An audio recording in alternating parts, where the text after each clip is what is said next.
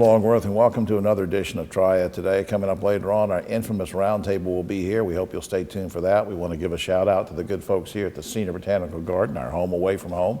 We'll tell you more about that later as well. Lots in store, so we hope you'll stay for the whole half hour, including the discussion we'll have, part 2, about public safety, all that and much more. But let's start out talking about sleep apnea, and we have an expert in that field with us right now. Here with us, Dr. Edward Salerno. He's, among other things, wears a lot of hats, but he's a pulmonologist, among other things, and he is with Northern Regional Hospital based in Mount Airy. We welcome you not only to the show, but sort of to the area because you're still a newcomer. That's right. Thank you. Welcome to be here. And we're glad to have you. I want to understand this sleep apnea thing because the first thing is obstructive sleep apnea. You sent me an email with the term obstructive sleep apnea. What is that? So obstructive sleep apnea is essentially a condition where patients will drift off in the deep stage of sleep. Their body will become relaxed, their throat will become relaxed to the point where it actually closes off, so they are not getting breaths. There's increased resistance to airflow, which the brain will actually sense. The brain will then release adrenaline to get patients from a deep stage of sleep to a light stage of sleep, essentially fragmenting their sleep. That repetitive arousals from deep stage of sleep contribute to all the medical complications of untreated sleep apnea. The biggest one is stroke, about 2 to 3 times the increased risk of stroke. So that repetitive fragmentation, adrenaline release, sometimes associated low oxygen content can lead to stroke and heart disease, poor memory, being sleepy and tired during the day, not being able to focus and concentrate, and even motor vehicle accidents. Because this can happen while you're driving.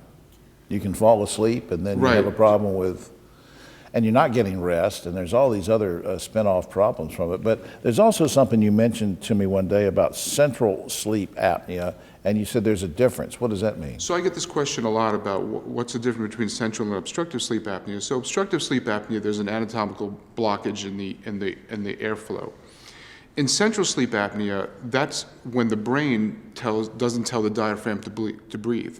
So there's essentially no airflow when we measure airflow on the sleep study, and there's no abdominal movement when we look at the abdominal sensors in the sleep study.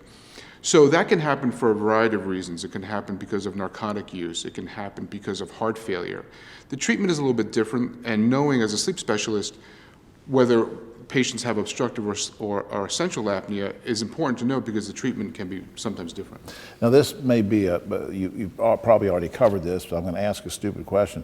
In both of these cases, do you wake yourself up and that's how you know that there's a problem, or is there danger of not waking up because you mentioned it can lead to a stroke eventually? So clear up that point. So the majority of the time, patients who have these conditions don't know that it's going on. The bed partners are the ones that really notice the snoring, the gasping, the stopping breathing.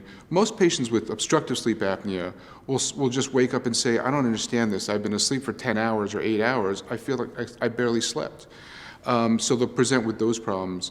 They'll sometimes present with medical consequences like their blood pressure is out of control, or they have new blood pressure. And they don't know why. And they don't know why, correct. Yeah, and you mentioned treatments, and you also mentioned sleep study. You use that term, sleep study. Is that something you do at the hospital? Is that something you do in a separate office where you have office hours, or what? So most patients now can have a test in the home. So we do home sleep testing. Certain populations of patients are best served in a laboratory where they have a supervised sleep study. But most of the times we can do this in the home. Let me ask you that now. Can I make an appointment with you directly, or is this the kind of thing where I have to call up and talk with a family physician and then he or she makes the appointment? How does that work? Depends on the insurance. If the insurance companies require referral, usually would be the route. But most of the time, you can call, request an appointment, and we can get you in and do the testing. And I didn't realize you could do these sleep studies at home. So I think that's a big advancement over the old days where people said, I don't want to be in a lab at night. Well, that's interesting. Okay, up on screen, choosenorthern.org. choosenorthern.org. Please check that out for all sorts of information, capabilities, facilities. It's choosenorthern.org. Doc, thanks for doing this. Will you come back sometime? Absolutely, anytime. Thank you. All right, and welcome again to the area. Appreciate it. Thank you. All right, have you seen the Andy Griffith statue yet? I have. Okay. See, because if you'd said no, we were going to edit this whole thing out. It was going to be gone. All right, we'll be right back after this. Back now on Triad Today. We're always glad when some good folks from Randolph Community College can drop by, and we have one with us right now, return visitor to the show. We welcome back Albert Lassiter, Vice President of Workforce Development and Continuing Education at Randolph Community College. Welcome back, sir. Jim, it's good to be back. Always good to see you. Good to see you. Last time that Bob Shackelford, President Shackelford, was here, he talked about some different initiatives that you guys were putting forth, and there were a whole bunch of them, really good ones. And one of them had to do with diversity and equity and inclusion. Bring me up to speed on what that's all about. Okay. Dr. Shackelford wanted our college to focus, continue to focus, to make sure our colleges, we never lose sight of diversity, equity, and inclusion. What does that mean? And how do we keep that conversation ongoing? So we've got a couple of initiatives going on right now, one being which I have an opportunity to interview faculty and staff, and each of those employees have an opportunity to tell me a moment when they realized the inequities or a blind spot, and most importantly, what they plan to do with that and become better educators because of that. Wow, so you're getting that input to help form how that initiative is going to play out here in the future as well. I just, it's amazing. And so they feel like they're coming to grips with things that have happened, or maybe things they've said or experienced. And are you guys helping them work through this? Absolutely. As we know, 2020 was a year of a lot of things that happened. And what we want to do is keep the window of dialogue open. Many times that something will happen and the memory fades. What we're doing right now is trying to keep that dialogue open, having educators talk through their stories. And then as a group, collectively, how do we become better community members, better employees, and work more closely in terms of equity, diversity, inclusion, and what that looks like. Absolutely. Now, when you were here before, we talked about the Small Business Center. I don't want to go into a lot of detail about that right now, except as it applies to, you said that you're involved with the Venture Asheboro movement, Venture Asheboro initiative. How does all that relate to this diversity initiative? Okay. We are partnering, our Small Business Center is partnering with Venture Asheboro, which is a co-working space, an accelerated space in Asheboro, along with Mid-State Rotary, and we formed a Black Accelerator initiative. And this initiative is to help people of color who have an idea, who would like to become business owner. And we guide them through the steps from how do you make this idea into a reality. Yeah, and guide them in, what kind of idea. It's like we used to talk about in the old days when you'd have an incubator system or something, and they come in and say, well, I want to open a hot dog stand. You say, okay, so just keep in mind there are 50 other hot dog stands right where you want to put them. And you sort of guide people into, what might be good for them too, right? Absolutely. We understand the market, what's out there already, and how do we transform that idea to reality. The most important piece of that is we partner that business owner or potential business owner with someone who's been in business for years, and he will be or she will be a mentor for that person throughout that process. Somebody knows the ropes. Absolutely. Before time gets away from us, let me just ask, you sent me an email one day I thought was intriguing. It had something to do with tying in all of this to mental health support system. What did you mean? Yeah. COVID has changed the way we deliver classes, high school and college alike. So we've got a class, and the name of that class is Understanding Trauma and Offering Hope. And in this class, we teach educators, we have professionals that teach educators, how do you know if a student is going through trauma at home? When we're going to school face-to-face, educators, they understand those triggers and they can see some of the signs. We have a class that will allow educators to see those signs virtually in a virtual setting. That's great. Up on screen, for more information about Randolph Community College, please check this out, randolph.edu. Very simple to remember, randolph.edu. Say it again for the radio listening audience, randolph.edu. Check that out for all sorts of information about the college. And Albert, I appreciate you coming by, sir. Thank you. Good to be here. All right, we'll see you next time then. Thank you, sir. We'll be right back after this. Triad Today. If you watched last week, and shame on you if you didn't, we had two great guests with us to talk about public safety issues, and so much to talk about. We wanted to continue that conversation this week, so we brought them back. Next to me on my immediate right, Katrina Thompson, Police Chief of the City of Winston-Salem. Back behind me, our good friend Bobby Kimbrough, Sheriff of Forsyth County. Thanks for coming back this week. Thank you. It seems like there's a violent crime everywhere, every day, and you see it in the newspapers and the headlines. Put this all in perspective for me, and let's look at 2020. We know it was a bad year with the pandemic. We're still going through that. But sort of help me understand overview. What's our crime rate? How's violent crime in the city and the county? We'll start with you, Chief. So when you look at our numbers for 2020, even though we'd like for them to be lower than what they are, I'll start with our homicide rate. Our homicides for 2020 were lower than they were in 2019. Overall, with the exceptions of aggravated assaults, we see our numbers have either stayed the same or been lower. However, when it comes to aggravated assaults, our numbers are slightly elevated. And the bigger crimes, the bigger incidences that happen always grab the headlines. But Sheriff, what's your take on how you think we've been doing? Well, in the county, what I can tell you for 2020, I think we may have had one homicide, two, I'm pretty sure it was one. In terms of crimes, in terms of assaults, that was up. Assaults were up. And that's due to people being confined in their homes due to COVID-19. But overall, I think that the crime in the county is relatively very low. And since you mentioned that, we sort of separate city and county for the conversation, but very quickly, Chief, I imagine the two of you work pretty closely together in some of the major cases, right? Absolutely, in just about all of them, and in some cases that aren't necessarily major, but some of those you'd probably be more familiar with, we have been able to work together. The thing that I truly appreciate about Sheriff Kimbrough and his team is that they,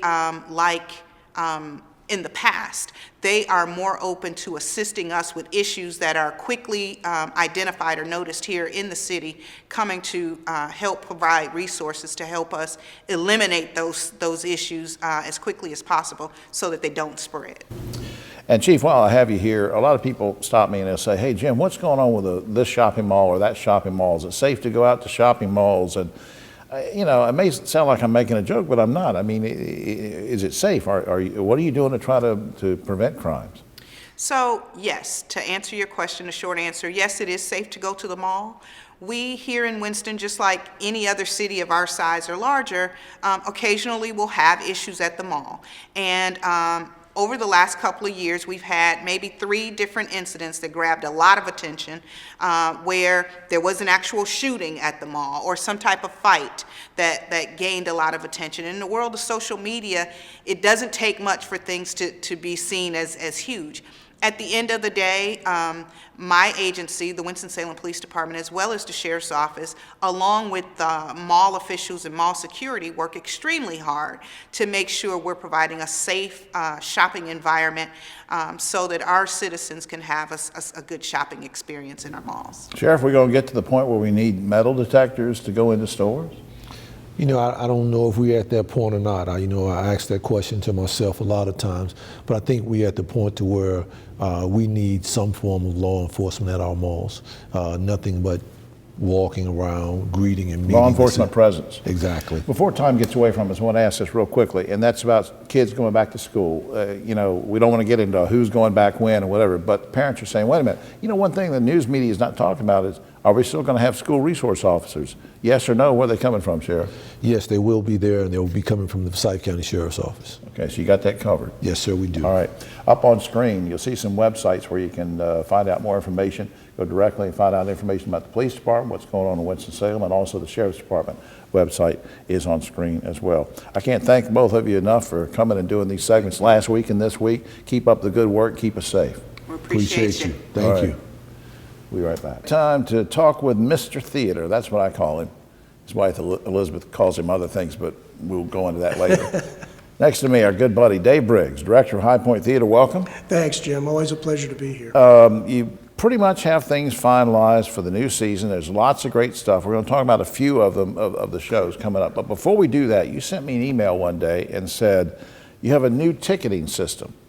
And it sounded pretty neat because it's sort of a thing that's in compliance along with the guidelines of the governor and COVID guidelines and things like that. I'm not quite understanding, but what is it? Well, actually, it's not a new ticketing system, but the ticketing software that we use from eTix, which is a company based here in North Carolina in Morrisville, has an analytics program now, so that whenever anybody purchases a ticket online, whether they purchase it online or we put it in at the box office, it automatically socially distances everyone. Get out of here. No kidding. So if you buy 2 seats, 1 seat, 4 seats, 12 seats, it will social distance that group so that we don't have to go in there and declick all these seats that we can no longer use. Wow. So it's an analytic program that we're really excited about, because we think we want people to be comfortable when they come to the theater.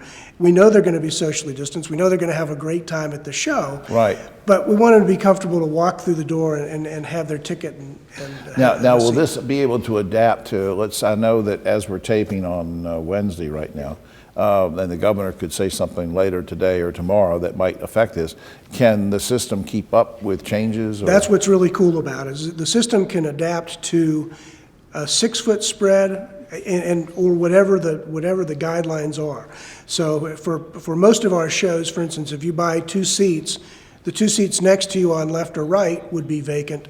The seats in front of you would be vacant as well as behind you. Okay. And if it gets broader than that, then not the analytics, that's not the right word for it, but it would grow so that there'd be 3 seats on either side and so on. And it figures it all out. Exactly. Wow, that's Yeah, something. so it keeps us from having to do it mentally. Yeah. And I'm very excited about that. It's a great program. Very fair and equitable Yeah. system, works for everybody. Okay, great. All right, let's go. I want to mention 4 things, or bring Sure. up 4 particular. There's a million things we could mention, but we'll give the website in just a little bit. You can check everything out. Mike Super, who we talked about before, now looks like Saturday, September 25th. We're talking about September 25th of this year. Of this year, of 2021. Yeah, Mike, we originally had scheduled for last fall and then this spring, and we're finally going to get him in. He's an amazing magician. He's also very, very funny. He will name the headline in the paper. I mean, he'll make a car disappear or a motorcycle disappear. He's a phenomenal magician. Wow. He was on America's Got Talent, finished as one of the finalists. So he's It's going to be out. great. And one of my favorites, Ben Vereen, the great actor, Saturday, October 30th, you now have scheduled. Yes, we are very pleased that we finally got a date for Ben, and we found out today that looks like we're going to have a little more occupancy. The governor's speaking this afternoon as we tape on Wednesday morning, but it looks like by the time we get to September, October, we're actually going to be able to have enough people in the hall to make it worthwhile. Wow, okay. Now, A.J. Croce, for those in my generation who are pushing almost near 70, we remember this gentleman's dad as a Jim, singer, and A.J. is scheduled for November 14th. That's right. Again, AJ was from actually from the 2 seasons before. Because he got canceled in Yeah, pandemic. canceled in the COVID spring, we pandemic moved into came- the, right. exactly. Right. So really tickled. Of course, Jim Croce, I've Got a Name, Time in a Bottle. You Don't Mess Around with Jim. You know, just amazing songs. Sounds like his dad too here. And finally, Ballet Folklorico into January 22nd, 2022, quickly. It's the Ballet Folklorico de Los Angeles and Mariachi Garibaldi. And these guys have sold out the Hollywood Bowl, and they are phenomenal. Mexican music, Latina, it's going to be a lot of fun. You always come up with a lot of diverse shows, and I think that's great. All right, up on screen, highpointtheater.com. Remember to put 2 T's in there, highpointtheater.com, or call for tickets, 336-887-3001. Lots of great things coming up in 2021, 2022. Please look at that. And you're going to stay with us for the roundtable? I will, yes. All right, we'll be right back. On Triad Today, just about time for the roundtable, but first a shout out to the good folks here at the Senior Botanical Garden in Kernersville for hosting us. Go to their website if you will, seniorbotanicalgarden.org. Also, hope you'll check out my column in Yes Weekly, and if you don't like it, call Keith.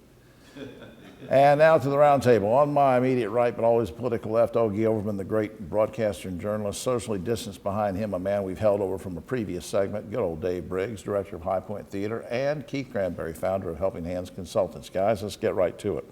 Several governors around the country have come under fire for the way they've handled the pandemic, but only 20 states have the right to actually recall a governor from office. Would you like to see North Carolina make it legal to recall a governor?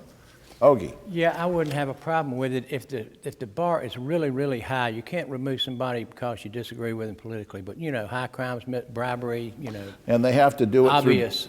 Yeah, they have to get a indiscretions. whole bunch of ballots collected, and it's only happened be a 4 high bar, times. So yeah. it just happened 4 times in there, and then somebody runs against them. Dave, what do you think? Yeah, I agree with Ogie. I was really surprised when you sent that because it seems to me that any state that has a chief executive ought to have a way to remove that person if they do wrong. Yeah, they're really all over Cuomo in New York, especially there, and also out in Gavin Newsom California. in Gavin California. Newsom in California. Keith, you think we should have it? I think it's very difficult to do that. The people picked this governor, so I think impeachment is the way to go. But it has to be something that is very serious, a felony, before you start removing governors. But not a recall election. No. All right, the problem with reopening the economy, as we know, has always been one of sort of compliance and enforcement when it comes to mask wearing, and we still are told we've got to keep these masks on. A number of cities have set a fine of $500, even $1,000 for people not wearing masks, but a lot of the sheriff's deputies and police officers don't want to enforce it. They don't have time. Guys, what do you think if we enacted an incentive program where any officer who spots someone without a mask and cites them gets to keep the fine, the $500 or whatever? What do you think, Ogie? That's a horrible idea, Jim. I mean, there's a way to do this, but that's not it. I mean, you could set a fine, maybe $100, and have them take a picture of them, give them a mask, and if they refuse to wear it, then cite them and arrest them. But there's a way to do it, but that ain't it. Dave? Yeah, it kind of reminds me of driving through a small Georgia town and you get pulled over and the guy says, "How much you got in your pocket?" That's a stupid idea. Keith? I think you should get a ticket if you don't have a mask, just like a speeding ticket. Just like a speeding ticket. I think you should get and a go ticket. to court. You have to go You to should court. go to court All right. because you're killing people. All right. Ever since the Capitol insurrection on January 6th, North Carolina Republican Party has lost 6,000 registered voters in the first month. Democrats have only lost 200 voters. This is in North Carolina. 6,000 Republicans lost, mainly who have gone into the unaffiliated column. Guys, are you surprised by these statistics? And what effect, if any, will that have on future elections? Ogie? No, I'm not surprised. There's a number of factors. I mean, people are fed up with Trump and the insurrection and a lot of things, but mainly it's the demographics, too. That's Republicans' worst nightmare is changing demographics. To unaffiliated, yeah. Yeah, Dave? I'm a little surprised, but not so much. I don't think that this past election had the strongest list of Republican candidates. And I think a lot of those folks decided that they want to have a chance to vote in the other election, which you can do as an unaffiliated voter Right. and not as a Republican. Right, in the primary, you have that choice. Keith, what do you think? I'll tell you what surprised me, that more people aren't getting in trouble for insurrection, that there are people who are still voting for someone who got an officer killed at the Senate and other people maimed and injured. That's what surprises me. Through their language, through their Absolutely. actions. Absolutely. That surprises me. Yeah, I agree. As you know, guys, Trump has been permanently banned from Twitter and was temporarily banned from Facebook. Now, Facebook's board will be meeting, I think, either next week or the week after to decide if it'll allow Trump back onto its platform. And I guess this is a question for anybody that's misused a platform, Republican or Democrat. Should Facebook lift its ban on Trump? Ogie? No, absolutely not. Not now, not ever. Not ever. Dave Briggs? Who tells you whether you've misused a platform or not? I'll tell you what they could do. They could eliminate all political speech on all the social media platforms and let it go at that. Keith, what do you think? I mean, I think this is a very difficult one because it's free speech. But when you have someone who has such a powerful voice and people are doing things that are endangering other people's lives, you have to take that in consideration. President, maybe a different standard from other Absolutely. citizens. Presidents all held to different standards. Speaking of Trump, this is true, some Ohio legislators have proposed a bill to establish a state holiday in honor of Donald Trump, saying that he, quote, was the greatest president of all time. Guys, would you like to see North Carolina declare a holiday in Trump's honor? Ogie? Should I even ask What you? was the question about Yeah, recalling yeah. public officials? How do you recall. reason with people like that, Jim? How do you get to them and strike brain? I don't know. Dave, do you think we should have a state holiday for Trump? Well, I don't think we should have a state holiday for any presidents. We already have a federal holiday. It's called President's Day. Yeah.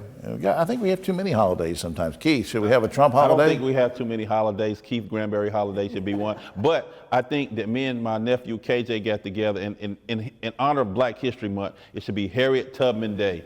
Harriet Tubman Day. I That's don't mind exactly right. Harriet Tubman Day. There should be no other than Harriet Tubman, because this is Black History Month. That's true. Would I have to go to work on Harriet Tubman No, Day? you don't have to go to work. And Keith Granberry Day, you get a whole week. I'll tell you what you get with Keith Granberry Day.